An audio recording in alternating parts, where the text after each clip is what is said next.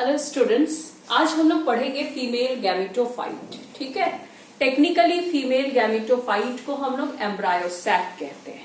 Clear? तो last video में ये मैंने बताया हुआ है कि स्ट्रक्चर ऑफ ओव्यूल क्या होता है, किस तरह से मेगास्पोरोजेनेसिस हो रहे थे। तो मेगास्पोरोजेनेसिस जब इवेंट होता है तो मेगास्पोर मदर सेल जो है वो डिवाइड करते हैं, मियोसिस होता है, उसमें 4 सेल का फॉर्मेशन होता है and out of 4 3 will be degenerate. 3 cell जो होते थे वो डिजेनरेट हो गए थे और 1 फंक्शनल मेगास्पोर का फॉर्मेशन हुआ था। ये लास्ट वीडियो में मैंने बताया हुआ है। इस तरह के डेवलपमेंट जब होते तो इसको हम लोग मोनोस्पोरिक डेवलपमेंट कहते हैं। This is called what? Monosporic development, जहां पे 4 में से सिर्फ एक ही स्पोर जो है वो फंक्शनल है। तो जो मेगास्पोर बना है, now it is converted into female gametophyte. मतलब क्या है कि जो मेगास्पोर बना वो तो रिडक्शन डिवीजन के दौरान बना। किस तरह से रिडक्शन डिवीजन हुआ था? जब रिडक्शन डिवीजन होते हैं तो एक फंक्शनल मेगास्पोर का फॉर्मेशन हुआ। रिडक्शन डिवीजन आप लोग को पता है, इट इज मियोसिस, है ना। मियोसिस 1 एंड मियोसिस 2 के बाद 4 मेगास्पोर बनते हैं। Out of 4, 3 will be degenerate. Only 1 act as functional megaspore. Very clear to all? Now, तो मैं यहाँ पे आज बताऊंगी कि किस तरह से फीमेल गैमेटोफाइट का फॉर्मेशन होता है। How megaspore, which act as functional, how it divide, उसके जो न्यूक्लियस है, how the nuclei will divide to form what? Female gametophyte or embryosac. तो इस चीज को बहुत अच्छे से समझना है। ये फिगर जो मैं बना के रखी हूं, this is what? This is a structure of female gametophyte. ठीक है, ये आपके पेज नंबर में दिया है, पेज नंबर 26 में फिगर नंबर सी दिया है। बहुत इंपॉर्टेंट है ये, आप लोग इसको अच्छे से समझिए, बहुत ध्यान से ये वीडियो को देखिए। क्लियर? क्योंकि फर्टिलाइजेशन प्रोसेस जब स्ट्रक्चर समझा हुआ रहेगा तभी फर्टिलाइजेशन प्रोसेस समझ में आएगा। नाउ देखना ध्यान से कि दिस इज, हम इसको मान लेते हैं कि this is your functional megaspore. This is functional megaspore and this functional megaspore is what? Haploid. ये मेगास्पोर जो है ये कैसे है? हैप्लॉइड है। Very clear. एक सेल के अंदर में ये एक न्यूक्लियस है और ये nucleus constitute what? A half number of chromosome, that is what? A single set of chromosome, जिसको हम हैप्लॉइड कहते हैं। नाउ अब यहाँ पे डिवीजन होना शुरू होगा, मतलब इसकी जो न्यूक्लियस है वो डिवाइड करेंगे। तो जो मोड ऑफ डिवीजन यहाँ पे होता है, that is what? Mitosis. Mitosis. अब आप लोग को ये समझ में आना है कि अगर एक बार हैप्लॉइड कंडीशन बन गया तो इसका हाफ नहीं हो सकता है। अब यहाँ कभी भी कोई भी सेल डिवाइड करते तो पहले उसके न्यूक्लियस डिवाइड करते हैं, इसलिए न्यूक्लियस यहाँ पे डिवाइड किया। माइटोसिस होता है तो आफ्टर माइटोसिस कितने न्यूक्लियाई बनते हैं? 2 बनते हैं। आफ्टर माइटोसिस जब न्यूक्लियस डिवाइड किया तो कितने न्यूक्लियाई बनेंगे? 1 से 2 बना। यहाँ एक न्यूक्लियस से 2 न्यूक्लियाई का फॉर्मेशन हुआ। नाउ अब ध्यान से सुनना कि दोनों न्यूक्लियस जो बने हैं सेंटर में, ये दोनों अपोजिट पोल की तरफ चले जाते हैं। अपोजिट पोल को हम लोग लिख लेते हैं इधर challenger and and this is what? Micropylar and. हम शॉर्ट में लिख दें micropylar and this is what? Challenger and. Clear? Now अब यहाँ पे फिर से माइटोसिस हो रहा है। होना क्या चाहिए कि जब न्यूक्लियस डिवाइड करते हैं तो इमीडिएटली सेल वॉल का फॉर्मेशन हो जाता है, मीन्स कैरियोकाइनेसिस होता है, देन साइटोकाइनेसिस हो जाता है। लेकिन इस केस में ऐसा नहीं हो रहा है, सिर्फ और सिर्फ न्यूक्लियस डिवाइड कर रहे हैं, इसलिए यहां हम टर्म यूज करते हैं फ्री न्यूक्लियर डिवीजन। नाउ तब अब ये जो हमारे न्यूक्लियस है ये फिर से डिवाइड यहां करेगा। 2 न्यूक्लियस इधर बना दिया, 2 इधर। इस स्टेज को हम लिख सकते हैं 2 nucleate stage. This is called what? 2 nucleate stage and this is 4 nucleate embryo sac. इसको हम 4 लिख सकते हैं क्योंकि 4 न्यूक्लियस प्रेजेंट है, इसलिए इसको हम क्या लिख सकते हैं? 4। क्लियर? यहां भी एक माइटोसिस हुआ, दूसरी बार यहां माइटोसिस होती है। नाउ अब फिर से यहां पे क्या हो रहे हैं? न्यूक्लियस डिवाइड कर रहे हैं। 4 से कितने बन जाएंगे? 8 न्यूक्लिएट स्टेज का फॉर्मेशन हो गया। This is 8 nucleate stage. ठीक है, किस तरह से सिंगल न्यूक्लियाई से, एक न्यूक्लियस था यहाँ फंक्शन में, किस तरह से न्यूक्लियस डिवाइड करते चले गए और अल्टीमेटली फुल एंड फाइनल हमारे पास 8 nucleate embryo sac will formed हो गया। तो यहाँ पे जो मोड ऑफ डिवीजन है, this mode of division is free nuclear division. इसको हम क्या बोलेंगे? Free nuclear division. Very clear. तो मोड ऑफ डिवीजन यहां पे क्या हो गया? Free nuclear. नाउ अब सेलुलर ऑर्गेनाइजेशन होगा, मींस अब सेल वॉल जो होंगे वो लेड करेंगे, बनेंगे। न्यूक्लियाई के चारों तरफ अब सेल वॉल का फॉर्मेशन होना शुरू होगा। तो हम लोग यहाँ पे अब समझते हैं कि जब 8 न्यूक्लिएट स्टेज का फॉर्मेशन हो गया तो दोनों पोल में से एक एक न्यूक्लियाई को सेंटर के तरफ सेंड कर दिया गया। मींस कि ये अगर हमारा चैलेजल एंड है, it is our micropylar end, यहां से एक न्यूक्लियाई को सेंड किया गया सेंटर के तरफ, इस एंड से भी एक न्यूक्लियस को कहां भेज दिया गया? सेंटर के तरफ। बात क्लियर? तो इस एंड पे अब कितने बच गए? चैलेजल एंड के तरफ 3 एंड माइक्रोपाइलर एंड के तरफ भी 3 बच गए। अब यहाँ पे सेल वॉल का फॉर्मेशन हुआ, एक न्यूक्लियस इसके चारों तरफ बना, एक न्यूक्लियस है यहां भी बन गया, और यहां भी एक न्यूक्लियस मान लो यहां है, तो इस तरह से तुम्हारा सेल वॉल इसके चारों तरफ बन गया। और इसी तरह से सेम ये ऑर्गेनाइजेशन हम लोग अगर दिखाते हैं तो यहाँ न्यूक्लियस है, इसके चारों तरफ क्या हो गया? सेल वॉल बना, इसके चारों तरफ भी सेल वॉल बना, इसके चारों तरफ भी सेल वॉल का फॉर्मेशन हुआ। बट यहाँ जो पोलर न्यूक्लियाई हमारे प्रेजेंट हैं, यहाँ पे सेल वॉल का फॉर्मेशन दोनों न्यूक्लियस में नहीं होता है। यहाँ एक बड़ा सा सेल वॉल का फॉर्मेशन लाइक ऐसा करके सेल वॉल जो है वो बनता है। तो एक बड़ा सेल बना, that big cell, large cell is called what? Central cell, which constitute 2 polar nuclei. Very clear. तो यहाँ ये फिगर को समझाया गया है। नाउ इस फिगर पे आते हैं कि आखिर ये जो सेलुलर ऑर्गेनाइजेशन हुआ है, चैलेजल एंड के तरफ जो सेल होते हैं उसको हम क्या कहते हैं? माइक्रोपाइलर एंड के तरफ जो सेल होते हैं उसको हम क्या कहते हैं? ये आप लोग को क्लियर हुआ कि नहीं? हमको लगता है बहुत क्लियर हो गया होगा कि फंक्शनल मेगास्पोर किस तरह से 8 न्यूक्लिएट स्टेज में कन्वर्ट होता है, वहां पे सर्टेन चेंजेस होते हैं। तो यहाँ पे हम कह सकते हैं ना कि the division is what? Strictly free nuclear division.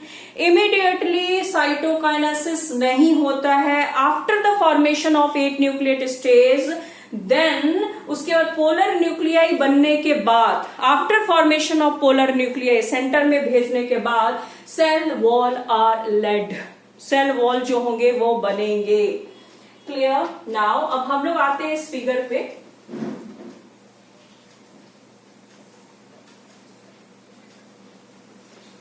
ये फिगर क्या कह रहा है, थोड़ा इसको ध्यान से समझना। ठीक है, एक बार मैं देख लूं ये वीडियो सही चल रहा है या नहीं। हाँ ठीक है।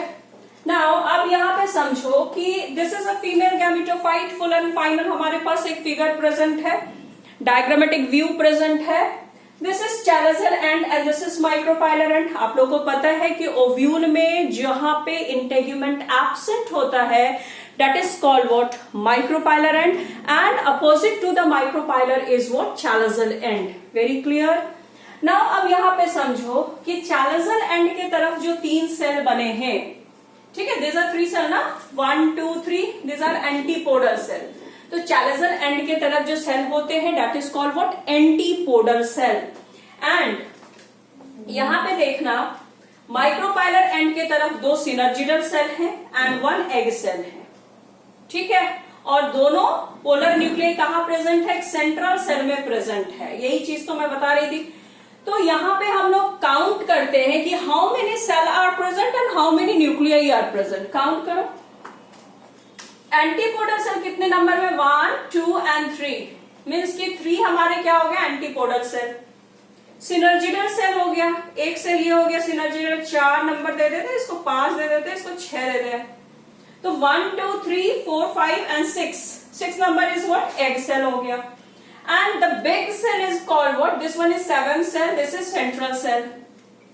And whenever we talk about the nuclei, how many nuclei is present? In each cell there is one nucleus is present in each cell. एक nucleus जो है हर एक cell में present है. But in the central cell, which is a very larger cell, it contains what? 2 nuclei. That is called what? Polar nuclei. जो central cell हमारा होता है उसमें कितने nucleus present है? There is 2 polar nucleus is present. There is 2 polar nucleus is present. Clear? तो यहाँ पे हम लोग ये समझ चुके हैं कि एंटीपोडल सेल 3 हो गया. काउंट करो 1 2 3 4 5 6 एंड दिस वन इज 7. तो यहाँ हम लिख सकते हैं ना, this is 7 cell and 8 nucleus. क्यों हुआ? क्योंकि हर एक सेल में एक एक न्यूक्लियस प्रेजेंट है, but in the central cell 2 polar nuclei is present. That's why this female gametophyte represent what? 7-celled 8 nucleate stage. Very clear? अब यहाँ पे समझो, ये तो एक क्वेश्चन बना कि how female gametophyte is form, how the cellular organisations take place, किस तरह से फीमेल गैमेटोफाइट का फॉर्मेशन होता है. नाउ एक पॉइंट और यहाँ पे क्वेश्चन पूछ सकता है कि for formation of female gametophyte which type of divisions is required. तो for formation of female gametophyte meiosis, 1 meiosis and 3 mitosis are required. एक मियोसिस होता है जिससे फंक्शनल मेगास्पोर का फॉर्मेशन होता है, और आफ्टर मियोसिस के बाद जो फंक्शनल मेगास्पोर रिमेन्स बचते हैं वहां पे न्यूक्लियस डिवीजन होता है, और वो जो न्यूक्लियस का डिवीजन होता है it is a free nuclear division.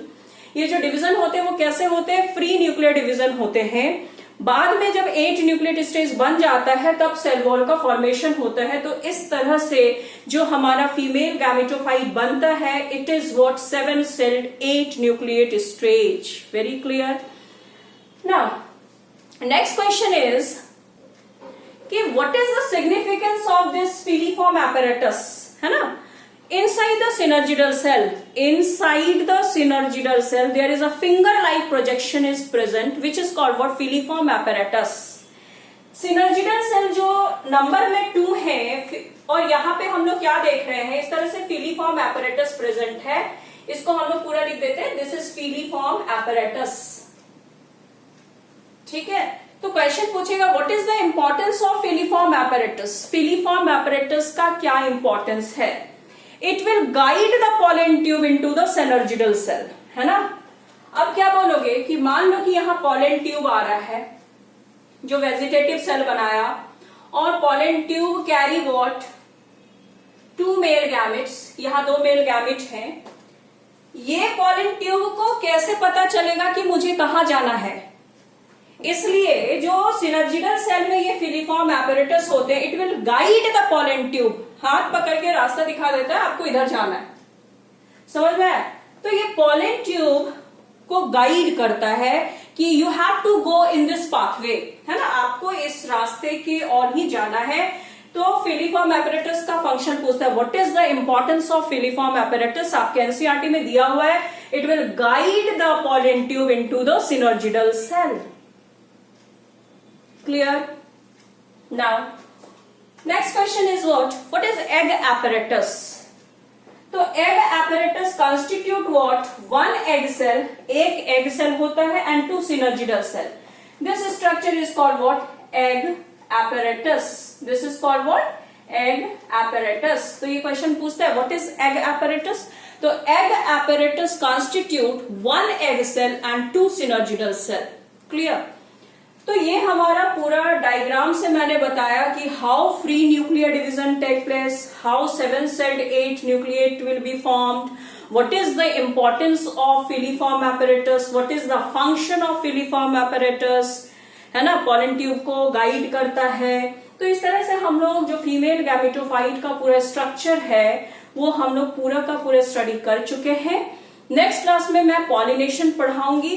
Pollination एक बहुत ही वास्ट टॉपिक है यहाँ पे, क्योंकि 1 से 2, 1 या 2 पेज में इसको दिए हुए हैं पूरे. ये सेल पॉलिनेशन क्या है, क्रॉस पॉलिनेशन क्या है, सेल पॉलिनेशन के भी डिफरेंट टाइप्स होते हैं। तो नेक्स्ट वीडियो हमारा पॉलिनेशन पे होगा। अभी तक के लिए आप लोग इतना पढ़िए, एम्ब्रायो सैक बहुत इंपॉर्टेंट है। यहाँ मैं डायग्राम के साथ, जो भी एनसीईआरटी में डायग्राम है मैंने उसको डिस्कस किया है, किस तरह से पॉलन ट्यूब एंटर करेगा, कैसे फर्टिलाइजेशन प्रोसेस होंगे, ये सब चीज को समझने के लिए आपको ये सब डायग्राम बहुत क्लियर होना चाहिए। क्योंकि अगर ये आपको डायग्राम क्लियर नहीं होगा तो आपको ये पता कैसे चलेगा कि पॉलन ट्यूब कहाँ गया, एंटर किया, कहाँ मेल गैमेट प्रेजेंट थे, किस तरह से कौन से सेल के साथ वो फर्टिलाइज किया, ये सब बात क्लियर नहीं होगी। इसलिए कोई भी फंक्शन को समझने के लिए और फिजियोलॉजी को समझने के लिए you have to understand first क्या, structure. You have to understand the structure, ठीक है। तो इसी तरह से हम लोग आगे वीडियो भी बनाएंगे और मैं ऑनलाइन क्लास भी ले रही हूँ आप लोग का, पढ़ते रहिए, ठीक है। Thank you for watching this video. Okay, bye bye, thank you.